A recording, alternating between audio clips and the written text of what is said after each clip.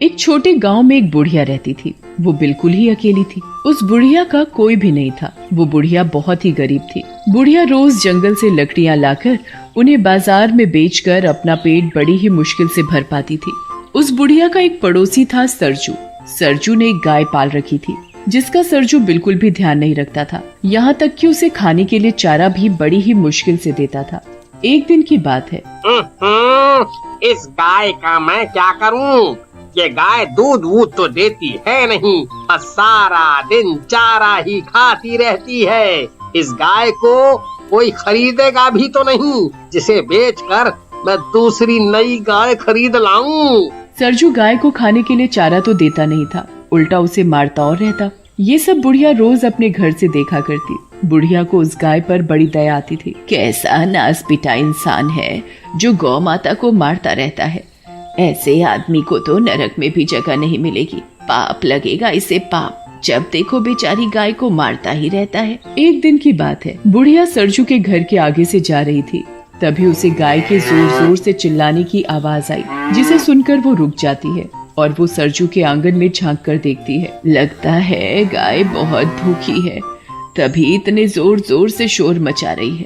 ये सरजू खुद तो अपना पेट भर लेगा और घूमने निकल जाएगा, लेकिन बेचारी बेजुबान गाय के ऊपर इसे जरा भी दया नहीं आती। फिर बुढ़िया कहीं से गाय के लिए चारा लेकर आती है और सरजू के आंगन में जाकर गाय को चारा खिलाने लगती है और उसके सिर पर बड़े प्यार से हाथ फेरती है। चारा खाकर गाय का शोर मचाना बंद हो जाता है। गौ माता, तुझे भूख लगी थी ना?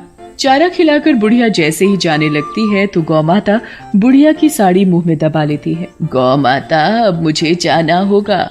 अगर सरजू ने मुझे तेरे साथ देख लिया ना तो सोचेगा मैं गाय चुराने आई हूँ। इससे पहले कि सरजू आए मैं यहाँ से चली जाती हूँ। बुढ़िया को ना चाहते हुए भी वहाँ से जाना पड़ता है और फिर जैसे ही रात होती है, बुढ़िया बेचारी गाय के बारे में सोच सोच कर बड़ी परेशान हो रही थी। फिर पता नहीं कब उस बुढ़िया को नींद आ जाती है और अगली सुबह फिर जैसे ही सुबह होती है, बुढ़िया सीधे सरजू के पास जाती है और उससे कहती है, क्या तू मुझे अपनी गाय बेचेगा? सरजू गाय के बेचने की बात सुनकर अंदर ही अंदर खुश होने लगता है। आज तो लगता है भगवान ने मेरी सुन ली। क्या हुआ सरजू, तू किस सोच में पड़ गया? बता, तू मुझे अपनी गाय बेचेगा? हाँ माँ, क्यों नहीं। तो ठीक है, ये ले अपने पैसे और गाय मुझे दे।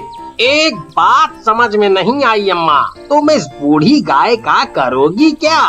तुझे तेरी गाय के पैसे मिल गए ना, बस। बुढ़िया सरजू के हाथ में पैसे पकड़ाकर उससे गाय लेकर अपने घर आ जाती है और गाय को अपने आंगन में एक खूंटे से बांध देती है और उसे हरा हरा चारा खिलाती है और बड़े प्यार से गाय को निहारती है, जैसे उसे कोई अपना मिल गया हो। और फिर जैसे ही रात होती है, बुढ़िया गाय के आगे चारा डालकर सोने चली जाती है और अगली सुबह बुढ़िया सवेरे जल्दी जल्दी उठकर गाय का गोबर उठाती और फिर गाय के नीचे से साफ सफाई करके उसे नहलाती धुलाती है और फिर उसे खाने के लिए चारा देती है। ले गौ माता, चारा खा। बुढ़िया गाय को अपने हाथों से चारा खिलाती है।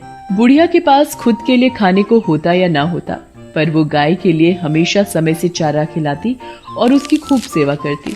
वो गाय को जरा भी तकलीफ नहीं होने देती। बुढ़िया रोज रात को सोने से पहले उसे चारा देना नहीं भूलती थी। गाय भी बुढ़िया से बड़ी खुश होती। बुढ़िया की गाय अब पहले से ठीक हो चुकी थी। एक रात बुढ़िया गाय को चारा देकर सोने चली जाती है और जब वो सुबह उठती है और गाय के पास जाती है तो बुढ़िया के तो होश उड़ जाते हैं। ये क्या? गाय ने सोने का गोबर किया? क्योंकि वो गाय कोई मामूली गाय नहीं थी, एक जादुई गाय थी जो सोने का गोबर देती थी। फिर वो बुढ़िया चुपचाप गाय के नीचे से सारा सोने का गोबर उठाकर अपने कमरे में ले जाती है। अरे वाह, गौ माता ने मुझे सोने का गोबर दिया, इससे तो मैं गौ माता के लिए और भी चारा खरीद सकूंगी।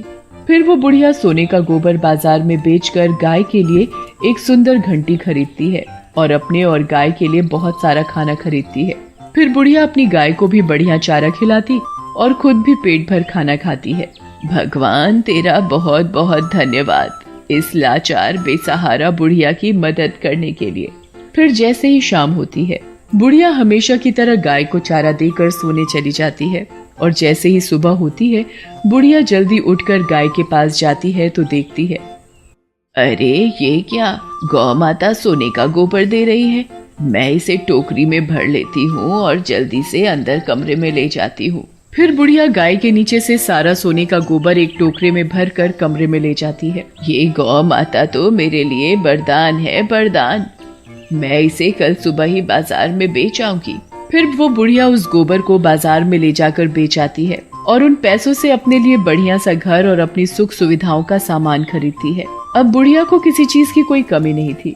अब बुढ़िया धीरे धीरे बहुत अमीर हो गई थी। अब तो बुढ़िया एक बहुत ही बड़े आलीशान घर में रहने लगी थी। उसके पास नौकर चाकर की कोई कमी नहीं थी। बुढ़िया ऐशो आराम की जिंदगी जी रही थी। बुढ़िया को अमीर होता देख सरजू सोच में पड़ जाता है। समझ में नहीं आता, ये बुढ़िया इतनी जल्दी अमीर कैसे बन गई, जैसे इसके हाथ कोई बहुत बड़ा खजाना लग गया हो। पता तो लगाना पड़ेगा, आखिर ये बुढ़िया इतनी जल्दी अमीर कैसे बन गई। फिर सरजू पता लगाने के लिए बुढ़िया के आंगन में पेड़ के पीछे छिपकर रात होने का इंतजार करने लगता है। फिर जैसे ही सुबह होने वाली होती है तो सरजू देखता है कि गाय सोने का गोबर दे रही है। ये देख सरजू की आंखें फटी की फटी रह जाती हैं। अरे दादा, रे दादा, ये गाय तो सोने का गोबर दे रही है। अच्छा, तो अब समझ आया ये बुढ़िया इतनी जल्दी अमीर कैसे बन गई। गाय को सोने का गोबर देते देख सरजू सोचने लगता है।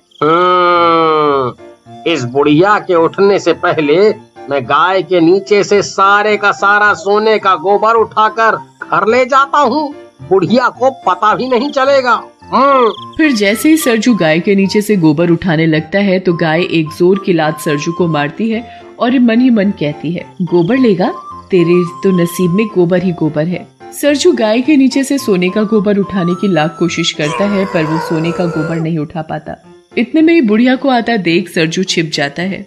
बुढ़िया गाय के नीचे से बड़े आराम से सारा सोने का गोबर उठाकर अंदर कमरे में ले जाती है।